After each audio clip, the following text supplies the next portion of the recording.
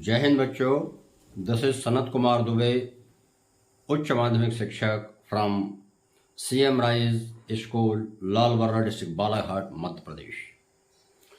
बच्चों, आज हम रिलेटिव क्लॉज के बारे में जानेंगे। तो आइए हम शुरू करते हैं। और रिलेटिव क्लॉज को एडजेक्टिव क्लॉज के नाम से भी जाना जाता है। तो जैसा कि लैंग्वेज के जितने भी आइटम्स हैं उनका एक बेसिक फंडा है कि यथा गुण तथा नाम, यानी कि जैसा उनका रोल है, जैसा कैरेक्टर है, उसी हिसाब से उनका नामकरण है। तो ये भी जो रिलेटिव या एडजेक्टिव क्लॉज है, जैसे कि हम जानते हैं कि good boy, a good boy, और a holy river।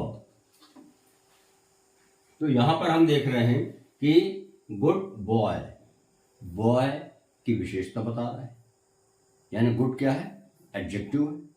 उसी प्रकार a holy river, यहां पर द वर्ड होली, रिवर की विशेषता बता रहा है। तो ये गुड और होली ये एडजेक्टिव वर्ड है। तो यहां पर हम देख रहे हैं कि एक सिंगल वर्ड एडजेक्टिव का काम कर रहा है, पर एक कॉम्प्लेक्स सेंटेंस में एक क्लॉज ही पूरा एडजेक्टिव का काम करती है। इसलिए उस पूरी क्लॉज को एडजेक्टिव क्लॉज कहा जाता है। हम अभी जब एग्जाम्पल्स देखेंगे तो हमें और भी चीजें स्टेप बाय स्टेप क्लियर हो जाएंगी। तो आइए हम शुरू करते हैं। यहाँ जो हमने कुछ एग्जाम्पल्स लिखे हुए हैं, तो यहाँ आप थोड़ा सा बहुत ध्यान देंगे कि the boy who is singing is my friend. So the boy who is singing, तो मैंने इसको अंडरलाइन किया हुआ है कि जो हु इज सिंगिंग, ये who is singing, this part is relative clause. यहां पर आप इस चीज को ध्यान देंगे कि यहां पे हु का यूज किया है हमने। आगे देखते हैं, the pen which is in my pocket is very common. So the pen which is in my pocket, यहां हमने which का यूज किया है, यानी कि वह पेन जो मेरे पॉकेट में है, कॉमन है, मतलब कोई स्पेशल नहीं है। नेक्स्ट देखते हैं हम, the book that is lying on the table is very useful. That is lying on the table. The book that is lying on the table, यानी वह पुस्तक जो टेबल पर रखी हुई है, is very useful, वह बहुत उपयोगी है। तो यहां पर हम देख रहे हैं कि ये that का हमने यूज किया है। तो कहीं हम who का यूज कर रहे हैं, कहीं which का यूज कर रहे हैं, कहीं that का यूज कर रहे हैं। चलिए आगे एक और देख लेते हैं। The Gita which was written by Ved Vyas, which was written by Ved Vyas is relevant even today। यानी कि द गीता, जो कि एक धर्म ग्रंथ का नाम है, which was written by Ved Vyas, जो कि वेद व्यास जी के द्वारा लिखी गई थी, आज भी रिलेवेंट है, प्रासंगिक है। तो यहां पर विच वॉज रिटन बाय वेद व्यास, ये रिलेटिव क्लॉज है। यहां भी हमने देखा, हमने विच का प्रयोग किया है, ठीक है। और यहां एक चीज थोड़ा सा आप गौर करना कि ऊपर के किसी भी एग्जाम्पल में हमने रिलेटिव क्लॉज के पहले और रिलेटिव क्लॉज समाप्त होने के बाद कॉमा का यूज नहीं किया है, पर यहां पर हमने कॉमा का यूज किया है। इसमें भी हम बात कर लेंगे कि यहां क्यों नहीं किया और यहां पर क्यों किया है। तो सबसे पहले हम तो इन पे बात कर लें कि ये हु, विच, दैट क्या है। तो ये जो क्लास है इसके रिलेटिव प्रोनाउंस होते हैं जिससे कि क्लास स्टार्ट होती है, और क्लास जो स्टार्ट होगी वो हु से होगी या विच या दैट से होगी। ये डिपेंड करता है कि जिस नाउन को ये रिलेट करती है या क्वालिफाई करती है वह नाउन पर्सन है या नॉन पर्सन है। अगर नाउन पर्सन है तो उसके लिए जो रिलेटिव प्रोनाउन आता है वो आता है हु, या अदर केस की स्थिति में हुज या हुम, जो कि हु के ही अदर केसेस हैं। अगर नाउन, जैसा कि हम सेकेंड एग्जांपल में देख रहे हैं कि ये द पेन, पेन क्या है? Pen is a thing, non person है। तो नॉन पर्सन की स्थिति में जैसे यहां द पेन नॉन पर्सन है, यहां द बुक नॉन पर्सन है। तो जब सब्जेक्ट नॉन पर्सन होता है वह नाउन जिसको क्लास क्वालिफाई कर रही है वह नॉन पर्सन है, उस स्थिति में हमारे पास विच या दैट रिलेटिव प्रोनाउन का प्रयोग किया जाता है। जैसे हमने यहां पर किया है द पेन, तो हमने लिखा विच इज इन माई पॉकेट। वह पेन जो मेरे पॉकेट में है बहुत कॉमन है। इसी प्रकार यहां बुक नॉन पर्सन है, नॉन लिविंग थिंग है, तो उसके लिए हमने दैट का प्रयोग किया है। तो the book that is lying on the table is very useful.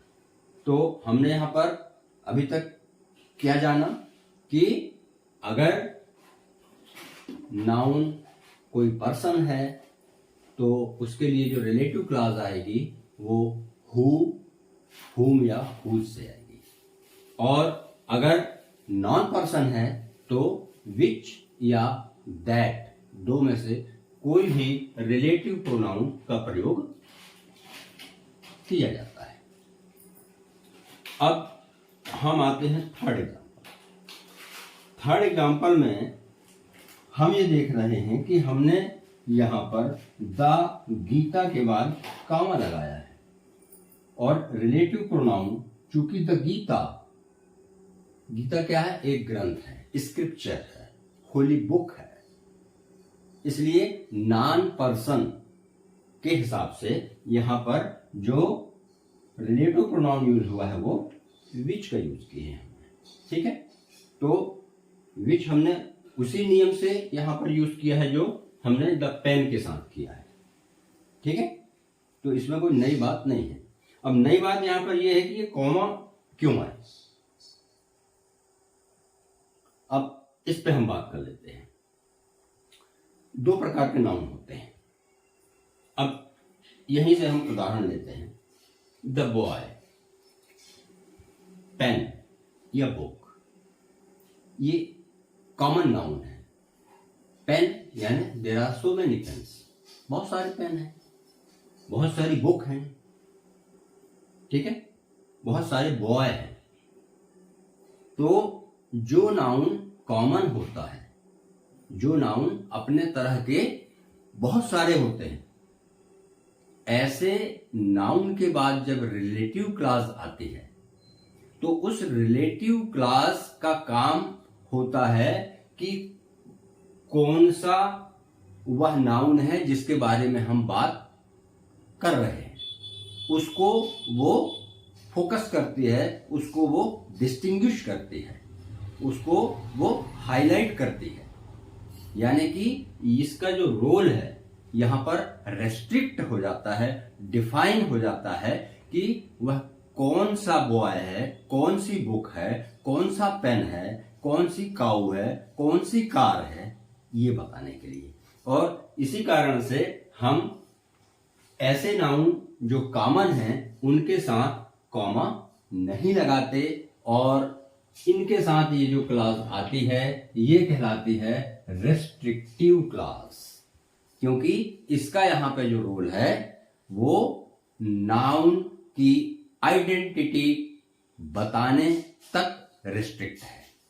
यानी उसका मेन रोल जो यहां पर है वो ये बताने के लिए कि बॉय तो कौन सा बॉय, पेन तो कौन से पेन की बात कर रहे हैं, बुक तो कौन से बुक की बात कर रहे हैं, ये बताती है ये रिलेटिव क्लॉज। जैसे कि the boy who is singing is my friend, वह बॉय जो गा रहा है मेरा मित्र है। तो जो गा रहा है उसकी आइडेंटिटी बता के उसको उसने क्या कर दिया, डिफाइन कर दिया, रेस्ट्रिक्ट कर दिया, डिस्टिंग्विश कर दिया, उसी को सिंगल आउट कर दिया कहें।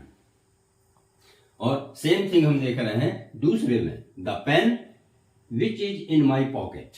भाई द पेन तो कौन सा पेन, तो the pen which is in my pocket is common, यानी मैं उस पेन की बात कर रहा हूं जो कि मेरे पॉकेट में है। इसी तरह द बुक, कौन सी book, there are so many books, पर the book which is lying on the table, जो टेबल पर पड़ी हुई है, टेबल पर रखी हुई है, उस बुक की बात हो रही है। और ये कहा जा रहा है कि वह पुस्तक जो टेबल पर रखी हुई है इज वेरी यूजफुल, बहुत उपयोगी है। तो ये जो 3 एग्जाम्पल्स हैं हमने देखे, ये हैं रिस्ट्रिक्टिव क्लास के, यानी कि डिफाइनिंग क्लास के, है ना। जैसे कि रिलेटिव क्लास या एडजेक्टिव क्लास 2 प्रकार की हुई। एक हुई रेस्ट्रिक्टिव क्लास, तो ये रेस्ट्रिक्टिव क्लास कैसे नाउन के साथ आएगी, जो अपने प्रकार के बहुत सारे हैं, यानी कॉमन है। अब यहां पर हम देख रहे हैं जो 4th एग्जाम्पल है द गीता।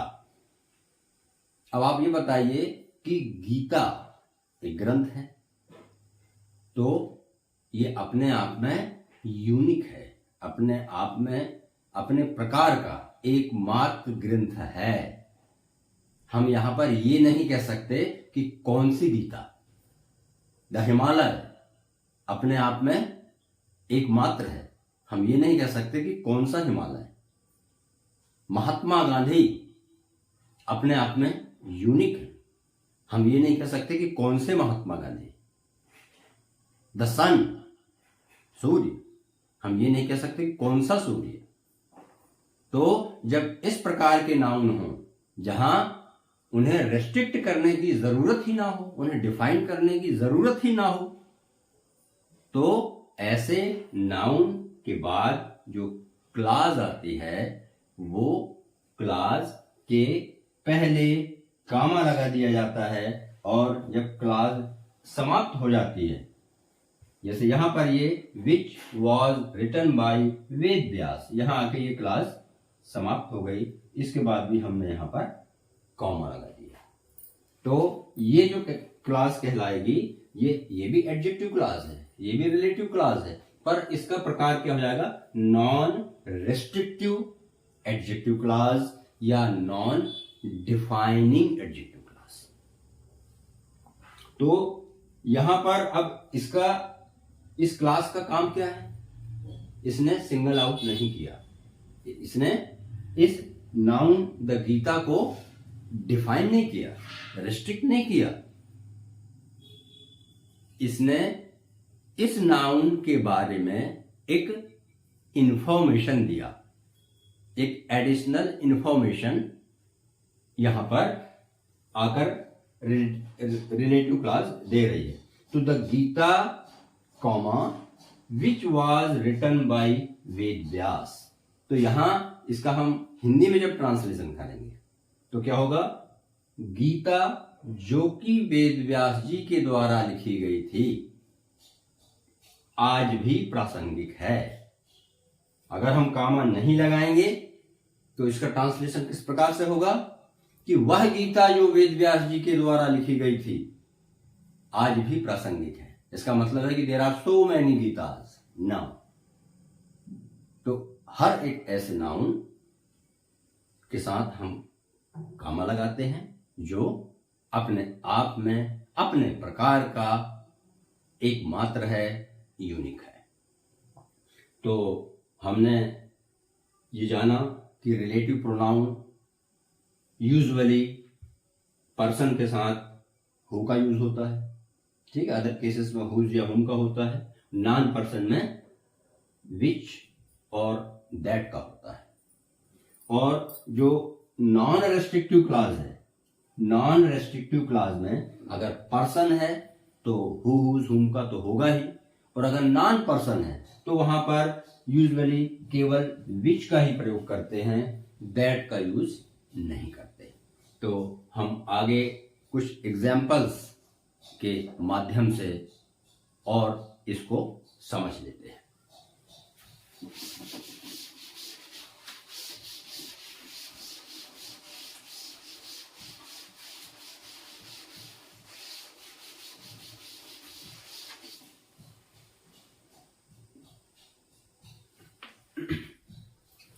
अगर हमारा नाउन पर्सन है तो उसके जो रिलेटिव प्रोनाउन है वो होंगे हु, या उसके अदर केसेस में हुज और हुम, ठीक है। इसके हम पहले एग्जाम्पल ले लेते हैं और किस प्रकार से ये एग्जामिनेशन में पूछे जाते हैं, हम उस रूप में यहां पर उसको देख लेते हैं। The man is very honest. The man is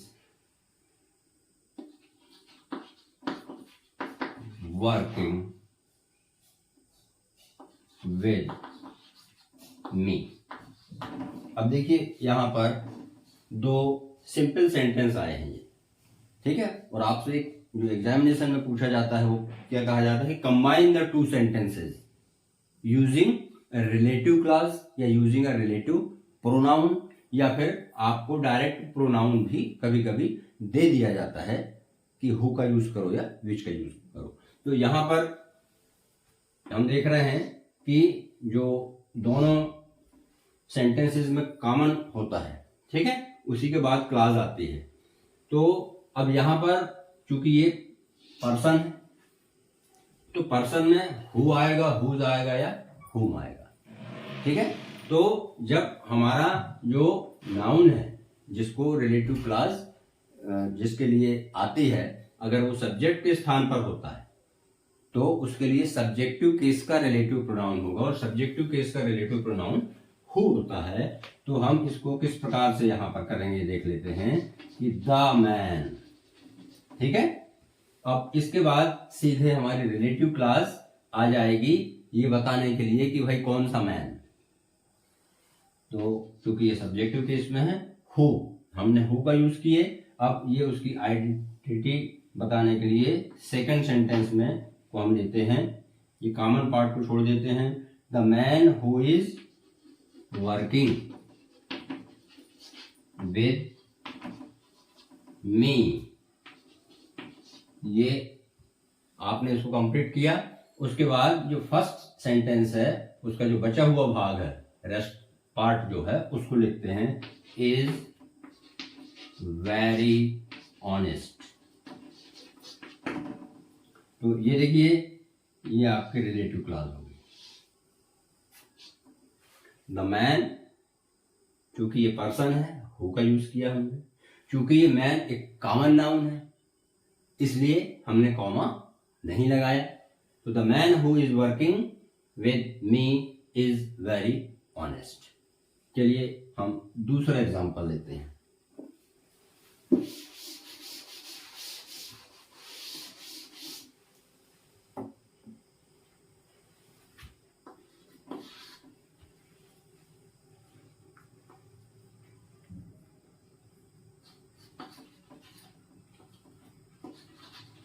The boy is very intelligent. Intelligent, the boy is very intelligent. And next है आई टीच द बॉय। तो यहां हम देख रहे हैं नाउन जो दोनों सेंटेंसेस में कॉमन है वो है द बॉय, यानी कि पर्सन है, यानी हु कैटेगरी का है। पर यहां हम देख रहे हैं कि हमारा सेकंड सेंटेंस में ये जो नाउन है ये ऑब्जेक्ट के स्थान पर है।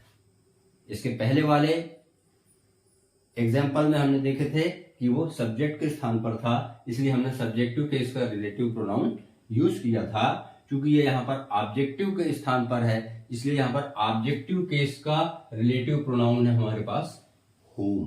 तो यहाँ पर हम जो इसका कंबाइन करेंगे इसको, द बॉय whom यानी जिसे, द बॉय whom का हमने यूज किया। और सेकंड सेंटेंस में कॉमन पार्ट को छोड़ दिया जाता है, the boy whom I teach। ये कंप्लीट हो गया। इसके बाद इसका जो रेस्ट ऑफ द पार्ट है, is very intelligent, is very intelligent. तो ये देखिए हमने the boy whom I teach, यहां पर ये रिलेटिव क्लॉज हो गई। और इस तरह से ये दो सेंटेंस को हमने कंबाइन किया, ये देखते हुए कि ये पर्सन है, ठीक है। फिर हमने ये देखा कि चूंकि ये ऑब्जेक्ट के स्थान पर है, इस कारण से हमने यहाँ पर ऑब्जेक्टिव केस का रिलेटिव प्रोनाउन यूज किया है। तो कब हु का यूज करना है और कब whom का यूज करना है, ये आप देखेंगे कि जो नाउन है, ठीक है, जैसे क्लास रिलेट करेगी वो सब्जेक्टिव केस में है या ऑब्जेक्टिव केस में है, ठीक है। वर्ब के बाद आया है ऑब्जेक्टिव केस में है। अब हम और भी उदाहरण इसके लेते हैं।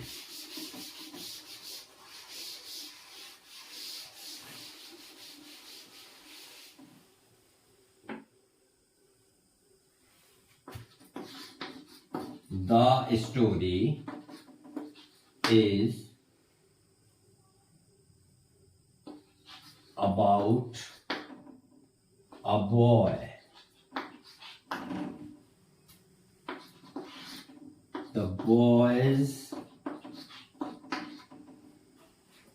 parents were very poor. अब यहां देखिए, the story is about a boy, the boys. अब देखिए यहां पर ये एपोस्ट्रोफी एस लगा हुआ है, द बॉयज एपोस्ट्रोफी एस यानी पोजीशन को शो करता है। द बॉयज यानी का के की का जो अर्थ हम हिंदी के हिसाब से उसको कहें कि द बॉयज यानी लड़का का, लड़का की या लड़का के। ये का के की में क्या आएगा, ये फॉलोइंग जो हमारा नाउन है उस पर डिपेंड करता है। तो द बॉयज पेरेंट्स यानी कि लड़के के माता पिता वर वेरी पुअर, बहुत गरीब थे। तो चूंकि ये यहाँ पर जो हमारे सेकेंड सिंपल सेंटेंस में जो नाउन है वो पॉजेसिव केस में है, इसलिए यहां पर पॉजेसिव केस का रिलेटिव प्रोनाउन यूज होगा। तो किस प्रकार से हम इसको कंबाइन करेंगे, the story is about a boy, the story is about a boy. और अब हम यहां पर इसके स्थान पर क्या जाएगा, रिलेटिव प्रोनाउन आ जाएगा और वो आएगा हुज। हुज पेरेंट्स यानी जिसके माता पिता वर वेरी पुअर। ये आपकी पूरी रिलेटिव क्लॉज आ गई। तो इस तरह से हमने देखा कि हु, हुज और हुम का यूज हम किस प्रकार से करते हैं। अब हम नॉन पर्सन के एग्जाम्पल्स हमने शुरू में ही देखे थे, जैसे बुक का हमने एग्जांपल लिया था, पेन का लिया था, ठीक है। अब यहां पर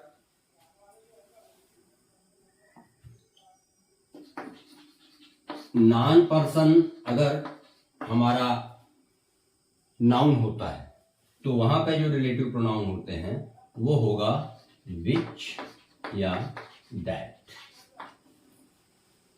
ठीक है।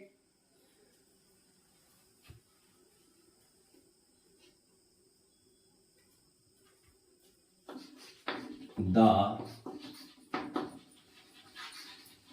हिमालयाज, हिमालय सिंगुलर है, is the highest mountain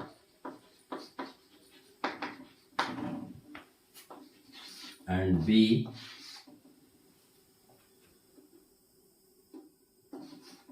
the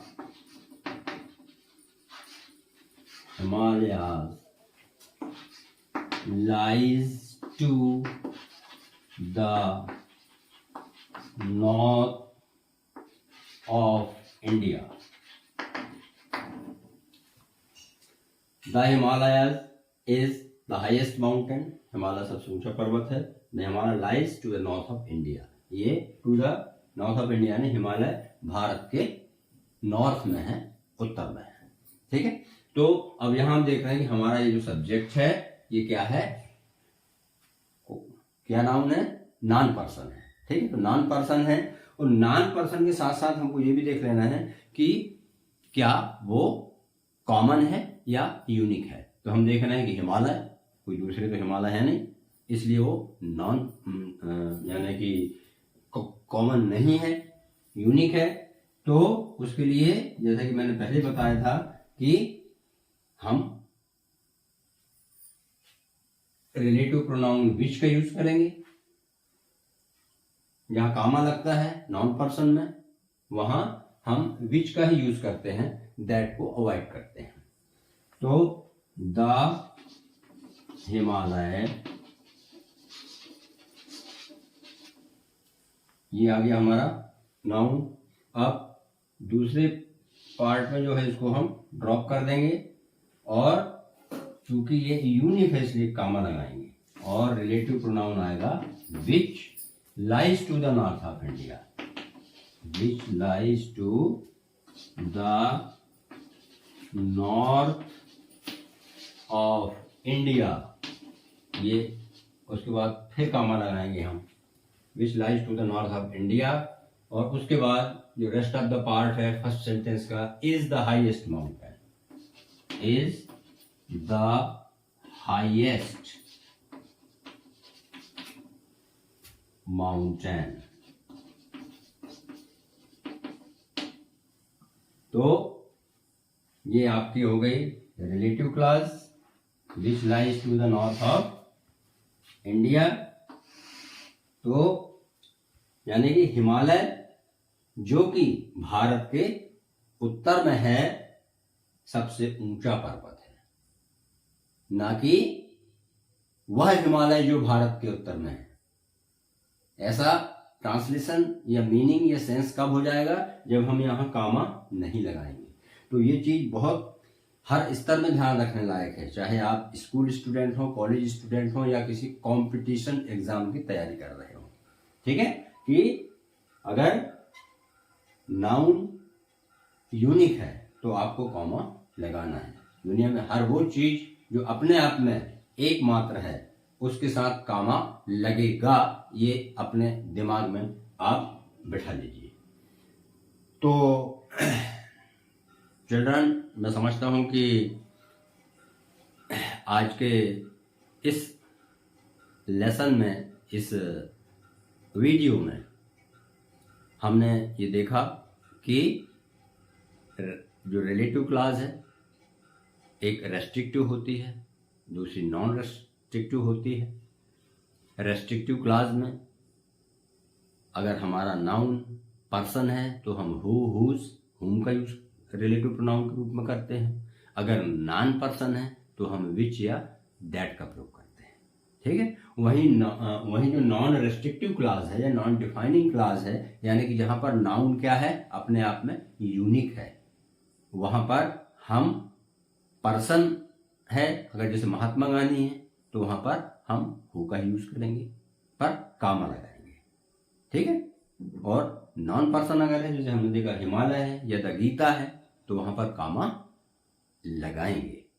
और केवल विच का यूज किया जाता है नॉन पर्सन की स्थिति में, नॉन रेस्ट्रिक्टिव क्लास में। So thank you very much and I wish you all the best. जय हिंद।